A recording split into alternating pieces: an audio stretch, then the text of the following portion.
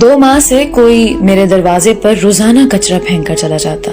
बड़ी कोशिश के बावजूद वो पकड़ में नहीं आया। एलिया ने कहा कि यकीनन ये कोई मोहल्ले का ऐसा बंदा है जो फजर की नमाज बाकायदगी से पढ़ता होगा और मस्जिद जाते हुए ये कारनामा सर अंजाम देता जाता होगा।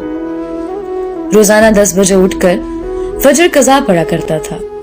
20 दिन कबल मैंने एलिया से फजर में उठाने का कहा तो एलिया हैरान कि ये आज सूरज मशरिक की बजाय मगरिब से कैसे निकल रहा है। खैर, उन्होंने मुझे अगले रोज फजर के वक्त उठा दिया। मैंने उठते ही खिड़की से नीचे झांक कर देखा तो दरवाजे पर कचरा मौजूद नहीं था।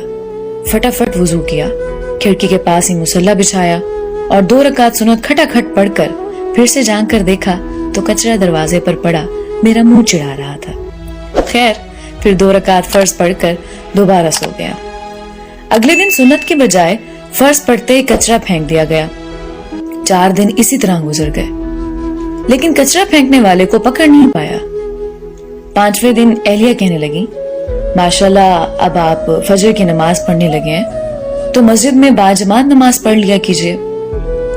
बात दिल को लगी और 5वें दिन सुन्नत घर में पढ़कर जमात से 15 मिनट पहले दरवाजे पर कुर्सी लगाकर बैठ गया और मोहल्ले के नमाजी हजरात को आते देखने लगा कि किस नमाजी के हाथ में कचरे का शापर है। लेकिन अफसोस, सारे खाली हाथ दिखाई दे गए। नमाज पढ़कर आया तो दरवाजे पर कचरा मौजूद नहीं था। 1 हफ्ते मुसलसल पाबंदी से बाजमात नमाज पढ़ने के बाद मैंने एलिया से कहा, बेगम अब कचरा फेंकने वाला शायद डर गया है, जब भी कचरा नहीं फेंक रहा। अब आप मुझे फजर के वक्त नहीं उठाना। एलिया कुछ नहीं बोली। अगले दिन एलिया ने तो मुझे नहीं उठाया, अलबत्ता मेरी खुद आंख खुल गई। खिड़की से झांक कर देखा तो कचरा दरवाजे पर मौजूद था। टाइम देखा तो फजर का वक्त तो बाकी था, लेकिन जमात निकल चुकी थी। अब अगले दिन फिर वही मामूल था। 2 हफ्ते मुसलसल फजर की नमाज बाजमात पढ़ता रहा और दरवाजा साफ सुथरा मिलता रहा। 2 हफ्ते बाद अब मेरी जमात से फजर की नमाज पढ़ने की आदत हो चुकी थी और अल्हम्दुलिल्लाह मैं बाजमात फजर की नमाज पढ़ना शुरू हो गया।